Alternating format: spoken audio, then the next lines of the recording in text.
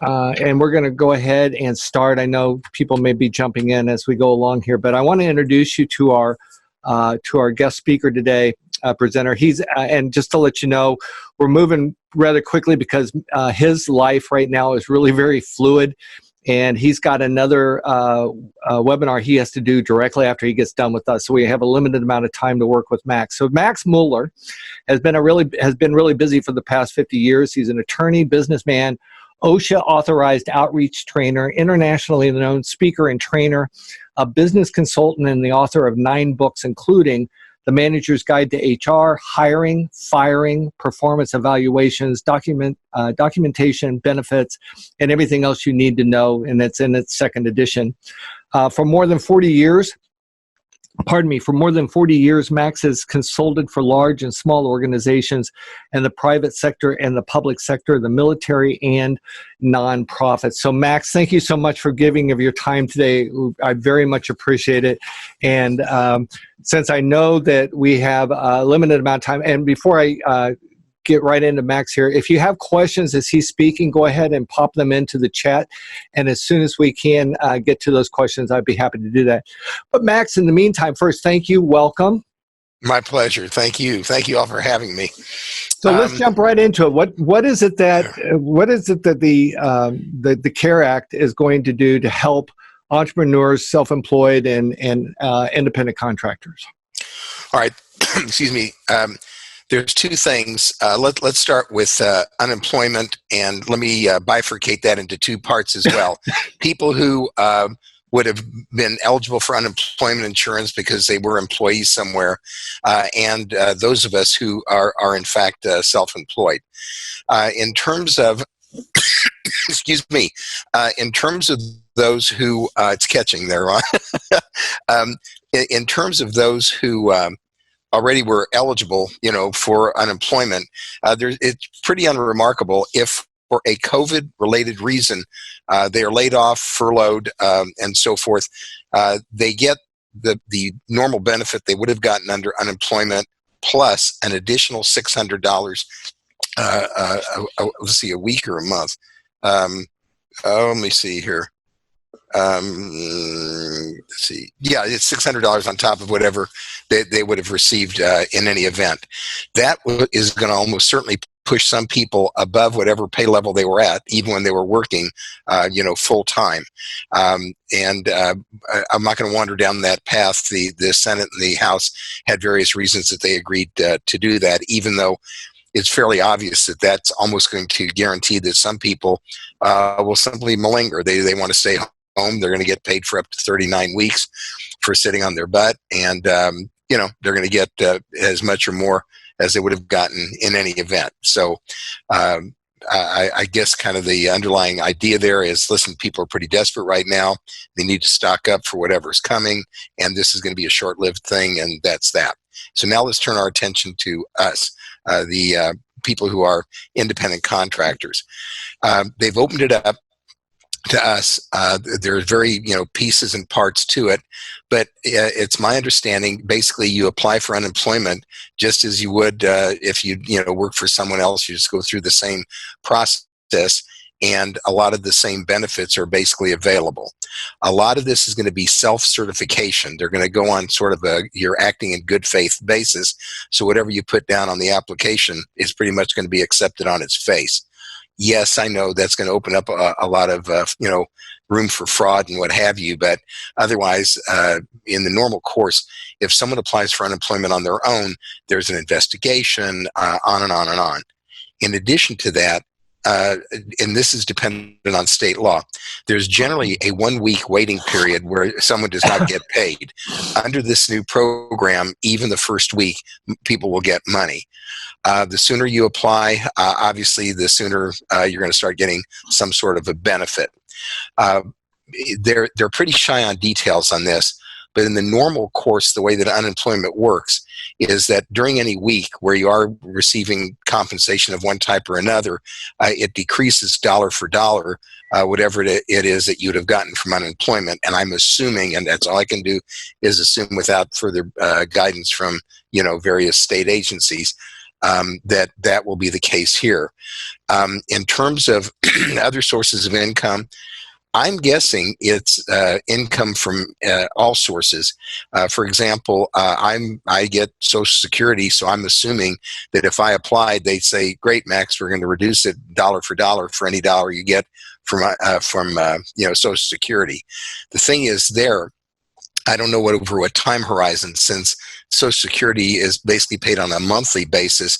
I don't know if they would take some pro rata share off or whatever. But again, I don't have any details. I'm assuming that is what they're going to do. A lot of you like me, when you get money, it's periodic. You do a deal, you perform a service, whatever, and then within some period of time, you get a check. So I am guessing that would be the week that you actually get it, you actually realize the money in your hand. That is when you actually have it. In other words, I don't think that an accounts receivable is going to work against any of us. But in essence, I think the day that you put the money in the bank or cash the check, as the case might be, that's when you'd have to report that you had some earnings. So that is really my understanding on the unemployment side of it. For those of you who do have employees, you're going to be eligible, or you are eligible for SBA loans, because you're under the threshold as far as who this covers. If you had more than 500 workers, then you wouldn't be covered, but you are under this law. And these loans are up to $10 million, and good luck proving to them you need $10 million if you work for yourself and you have one employee. But anyway, these are basically SBA loans. You go to a bank that participates in the SBA program, which obviously is many banks, and they do the application on your behalf, and they just throw you into the hopper with everyone else. Once again, a lot of what you put down is going to be taken sort of at face value without a lot of the normal background checking. The thing is, I forgot, it's a date in June, but you have to apply for this by I don't have the exact date in front of me. June. I think it's June 30th. I think you have to apply for that kind of a loan. How quickly they're going to process them, I don't know. Now, what's really interesting about this, these loans are for payroll, but also to pay mortgages, to pay for utilities, and other things, of that nature. And at least the portion of it that you're using to offset, payroll and so forth, that loan will be forgiven. If your head count doesn't go down, or you restore the head count to what it was after the pandemic thing is over, the loan is forgiven. In other words, the government, federal government, ends up paying it off. So as far as how you do apply for it, again, it's my understanding you just go down to your bank and you go for it. Now, I did a webinar this morning, and I was asked what I thought was kind of an interesting question. The questioner said, "Max, would it be worth it to hire a consultant to fill out the SBA paperwork for us?" And I guess that'd be fine if you're willing to spend the money to have somebody do the paperwork, but I'm not so sure what that gets you. It might get you into the hopper sooner, but we all know how government authorities are. They're going to just throw you on at the bottom of the heap, basically, or place you on the bottom of the heap, and you'll have to work your way to the top for someone to even look at it. Obviously, common sense dictates that the sooner you make application, the sooner you're going to get a loan and all of that. But by the same token, I don't see much efficacy in basically filling out paperwork you could fill out yourself, or that your banker would help you fill out for free. I'm just not sure it's going to speed the process up that much. But as I said, I found that kind of I don't know. It was an interesting question. It was an interesting question. Well, right now, it's not a time for people to be spending extra money if they don't need to be spending it. So, right, exactly. Well, listen, that is sort of the fundamentals as I understand them, and I limited, what I just said to our situation as far as being independent contractors who heretofore might not have been eligible for the unemployment benefits, and now because work has dried up for a lot of us, not presumably we are eligible at this time. Okay. I'm going to go ahead and open up the floor to questions. If you have a question, go ahead. Please, if nothing else, just say I have a question, put it in the chat, and I will get to you in the order in which you post those questions. Michael, I'm going to ask you to go ahead and, Michael Linster, go ahead and unmute your mic and ask your question, please, so to make sure that I ask it correctly. Thanks, Ron, and thanks, Max. A question, you said, start off there, you said unemployment compensation would be what you would traditionally make plus $600. For the self-employed, do you know how they'll calculate what the traditional pay is? I do not, and I haven't seen any guidances, on that. The federal government, put it into motion. They said we'll fund it, but they're leaving it up to the states to actually do the administration of it. And so, as I say, I think that if you applied to Kansas, Missouri, wherever you happen to live, that whatever is applicable normally, just how they would calculate someone's regular rate of pay. I think that's how it would be figured out. And again, I wish I could give you some guidance. Is it averaged over some period of time? Is it as it's received? Honestly, it's sitting here right now. I just don't know. Would it be possible that you may be required to show like last year's W-2 or something that would demonstrate what you made in the previous year? Well, for most of us, it wouldn't be a W-2; it'd be a 1099, and there could be any number of those. Maybe they'd ask for a tax return or Schedule C or something like that. And presumably, I mean that would be sufficient evidence. And then once again, presumably, you could spread that out. And again, this is going to be subject to state law, but just from kind of a common sense standpoint, right? There's 2,080 working hours in a year under the Fair Labor Standards Act. 52 weeks, 40 hours a week.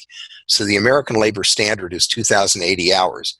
So if you took last year's income and divided it by 2,080, then presumably that would give you some hourly rate that then you could apply on a 40-hour-week basis over a 2-week pay period, set a time or do it by the week. So I'm guessing there are ways to kind of figure out what you would represent to them. And I haven't decided. First of all, I don't think that because I'm getting Social Security, I don't think that I'd be eligible to get any of this anyway. But just out of curiosity, just to see what the process is like, I might put myself into the process to find out the answer to Michael's question, which I really don't know the answer to now.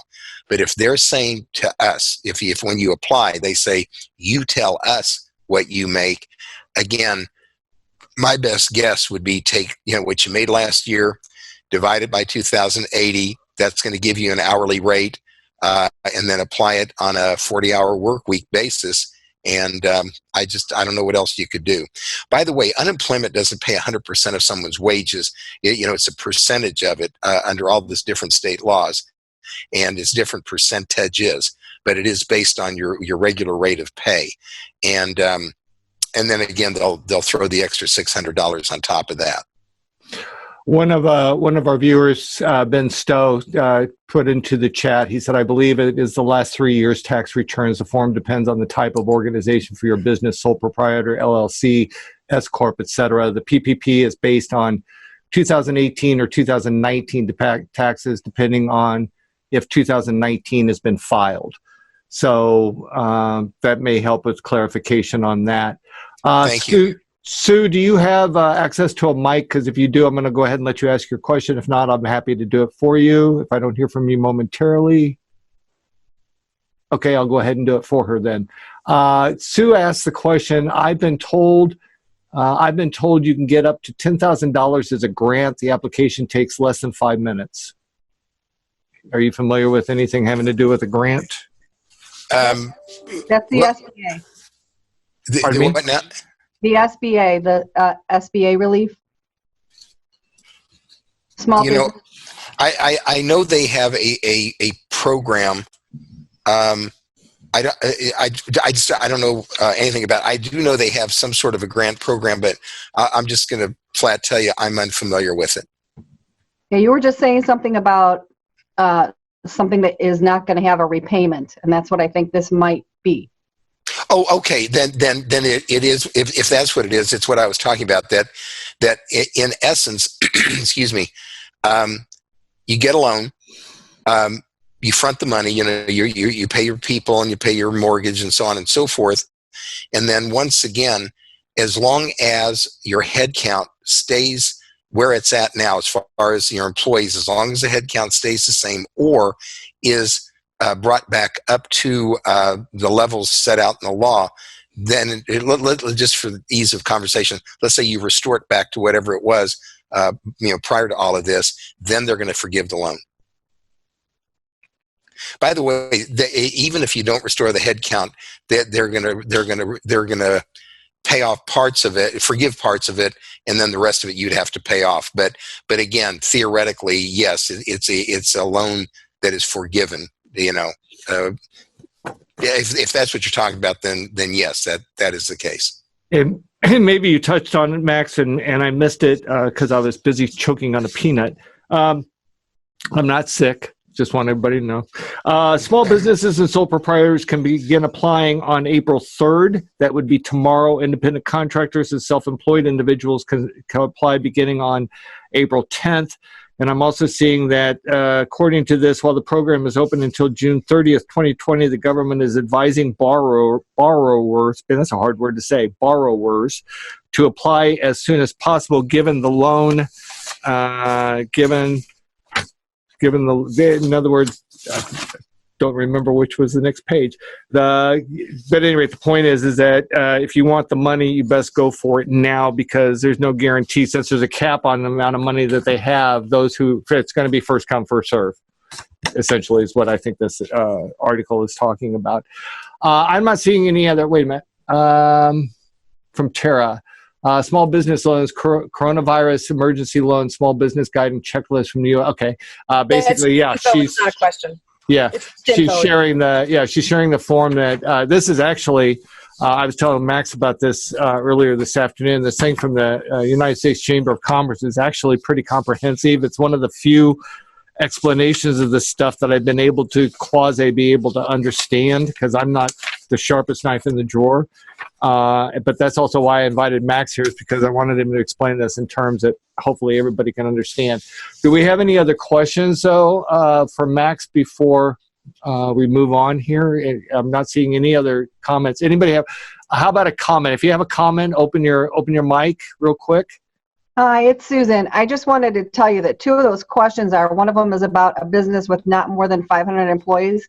And then some of the people in my area, because they were talking about this on the radio today, you can be a sole proprietor without employees, and gig economies, and people who have like 2 and 3 employees. So I don't want anyone to not apply because you don't have employees. Just do it. Just try it. It's crazy. Yeah.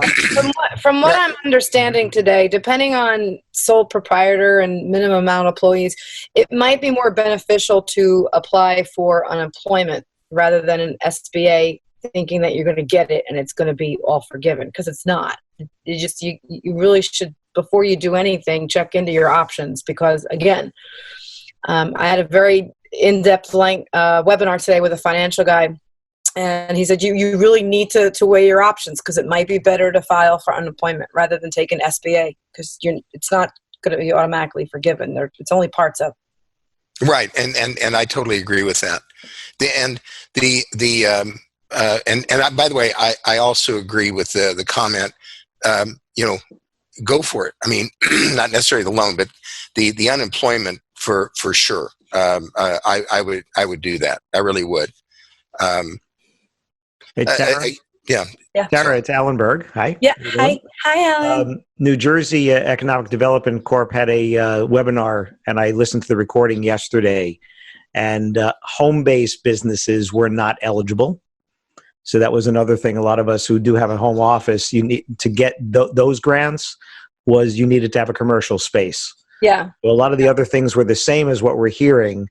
And then it goes by income and other stuff like that. So, I was looking at it on many different levels. I wouldn't qualify for a grant. I could qualify for loans, and some of those could have been zero interest, low interest, whatever loans, but no grant money. for that, but it is something to look at. Certainly, if somebody does, have an office outside or at least the address outside their home. Right. Alan, Alan, if I may, I don't mean to interrupt. Did they use the word home-based business as a generic? Because it would seem to me that if you are claiming some part of your residence that you've actually set up as an office, that's all it's used for. Yeah. That would why would that not be the equivalent of renting something? Again, they had specific things. These were New Jersey grants. These were not the federal. Okay. And one of the things that disqualified was you could have a home office and still be considered a real business. That wasn't the issue. The issue was, again, they were what they're looking to do is they're looking to keep people employed. We know that's what they're trying to do. So if you're working out of your home and you're a sole proprietor, it's just you. That's not who they're trying to target. They're trying to target these restaurants and people that are closed to keep their people employed, and that's not us. Well, at least, again, not me. So New Jersey actually had a really good qualification thing that you went online, and it was just a yes, no, this is me, whatever.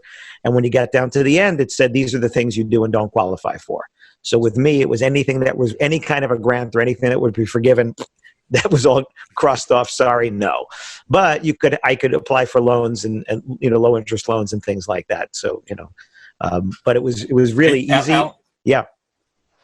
Oh, sorry to interrupt, Alan. It was also first come, first serve. They said it was tomorrow. They're opening this process up, and there's a certain amount of money. When it's gone, it's gone. Wow. Thank you. So, Alan, I don't know if this is true, but I heard in New Jersey, one of the lines on there, you could actually do a checkbox, and the checkbox was, "I know a guy." Yeah. Well, it was, and you do know a guy because you got me. And the thing is, if you don't got a guy, then you know a guy who's got a guy. So if you need a guy. I grew up in New York, so I had to change my accent when I moved over here, right, Tara? Yeah. So Get me upset and you'll hear the New York accent. Yeah. I made a promise to Max because I know he's got to get to another webinar. Anybody have one final question for Max? Anything left for Max? And then we can discuss this after he's offline. But again, if not, I'm not seeing anybody pop up in the chat, so I'm going to assume no. Max, thank you so much for giving of your time and squeezing this in. I know how terrible inconvenience, but I can't tell you how much I appreciate it today. I'm honored to be with you all. Good luck to everybody. Be well, be safe. And so. I told Max that I would mow his yard if he would come on with us today, even though he had something else to do. But I'm going to tell you right now, Peter Mary will be mowing for you. So, Ron must know where I live. I live in a townhouse. I have no yard. Oh, see? All right, Peter's happy. He knew that. You're welcome, Peter. You're welcome. Max, thank you again. You're well, See you on the other side, my friend. Thank you. Bye-bye now. Happy for you, Max. Woohoo! Yeah. Landscaping businesses are actually exempt. They can keep operating. My son lives in Pennsylvania, and I'll call it his father-in-law, has a landscaping business, a tree business, and they were able to operate. The furniture company he was working for had to close down, but he texted me this morning. He got another job. The furniture company's owner's wife has a landscaping business, and she's giving him a job. So he's ending up with a job that he can do, and it's outside and not by other people. So it's good. Just him and John Deere. I think it was Tara that shared it. The link to the U.S. Chamber of Commerce. Again, if you've not looked at this, the link is already in the event page. I posted it a couple hours ago because again, when I saw this, it was like, wow, this is something I can actually kind of wrap my head around. What I'd love for you all to do is if you go out there and you try to do these things, if you're out there filling out forms for grants and talking to banks and all that, come back to the event page for today and share your experiences. Maybe give some tips on things that kind of like showing up to get your driver's license at the DMV. I always show up and I forgot the title, or I forgot to bring my inspection with me. So if you run into experiences of things that you wish you had brought with you or didn't know you had to bring, share those experiences in the comments. What else would anybody like to talk about in regards to the CARE Act. And any other questions or comments or things they'd like to share? Has anybody actually had any experience with this at all? Yes, no, maybe? I just wanted to ask about confirmation. About what? I just wanted to ask some kind of confirmation. I'm a single op. I do not have any employees. My wife has a very well-paying job. I've just lost all of the income that I would normally have for the year. What options do I have?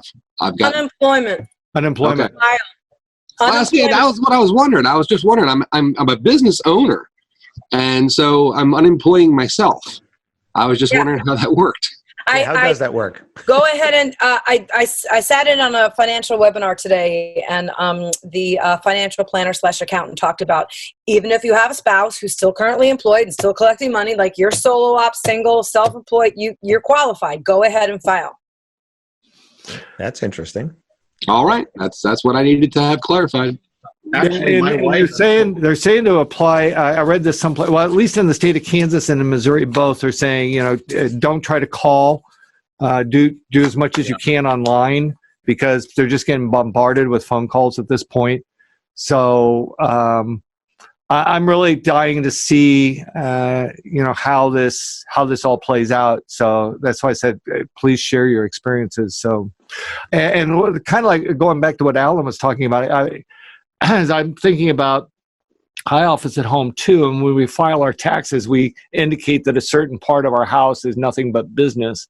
Right. So I'm curious to see in Missouri, where I live, if indeed they classify that as office space or whether they classify it as home. So, I mean, it's still, if you're a business and you file as a business and you have, you're, like in my case, an LLC, which is, this is my address for my LLC, and we do take a deduction for part of this. It's a real business, but for those grants, that's not the businesses they're targeting for it. Again, the assistance would be low interest loans. But I'm curious about the unemployment, because I took my wife off of payroll because I had to have her on payroll to be my so we could get health insurance. right. But New Jersey has given a little pass right now that you don't have to have. It's okay if I furloughed my only employee, which I did, I can still have our health insurance. But I was told that she couldn't file for unemployment because she's a partner in the business. I see. But again, now what you're saying there is, as a solopreneur, apply for unemployment. Well, we're a partnership. Can Right. then we both apply for unemployment as the partners? I mean, Could I I've never ask heard you of a that. question, Alan? yeah. Now, you just mentioned that you had furloughed your wife. I've noticed, my wife works a full-time job, but she works at a part-time job at the local mall here, JCPenney. Mhm. I've noticed that JCPenney and Macy's have said they furloughed their employees rather than they've laid them off. Right. Is there a significant difference in the terminology? My payroll company doesn't know any difference. I just removed her from payroll. Okay. The difference in the terminology to me is furlough means I intend to hire her back, as Okay. opposed to fired means I have no intention to hire her back. And some of the businesses that are furloughing are also extending the health benefits. So they Right, which still- they is can what still I'm take doing. advantage of it, yeah. I'm still paying her health insurance. Okay. Because we, even though we're married, we have 2 single person health insurance plans, Mhm. which cost the same as the 2 of us anyway. But it was this crazy thing in New Jersey. We could not get good health insurance unless I had a W-2 employee, join the New Jersey the Employers Association of New Jersey for $700 a year, and became part of their group. But you Okay. needed to have one W-2 employee, but they allowed it to be a spouse, whereas most of the plans would not allow your W-2 employee to be a spouse. This Employers Association of New Jersey allows that. But what they just made all the insurance companies in New Jersey just said, because of what's going on, you no longer have to have that W-2 employee, at least temporarily, to keep the health insurance. Okay. Because that was my thing, is otherwise I have to keep her on payroll. And the only reason she's on payroll is to get the insurance, which means we're paying payroll taxes, which I don't want to pay those now. I get it. I still have to give her money because we still have to live, because that's what I do, is that her payroll then is the household expenses. But so I call it furlough because she will be hired back when they say we need to have a W-2 employee again. So would she be eligible for unemployment then? My accountant said no because she's a partner. Okay. Ooh. Ouch. She gets a Yeah. K-1 in addition to Yeah. a W-2. Well, just the Right. health insurance, so it's going to be worth whatever she's getting in whatever she would get in unemployment. I mean, Right. the trade-off is probably the health insurance is probably more valuable than, well, I don't know. Right. And the question was, is it because she's a partner or because she's a spouse? And it could actually be both of them that would disqualify her because I'm paying my wife, I see. so even if she's not a partner, it's still paying my wife. So, Okay. I- Any other comments on the CARE Act before we move on? Anybody else have anything they want to say about that? Awesome. Well, this has been a great discussion, and I'm dying to hear what happens on the other side of this as you all go out there. And again, please report back to the chat board. That'd be great, and that way everybody's kind of got a grip on what's going on.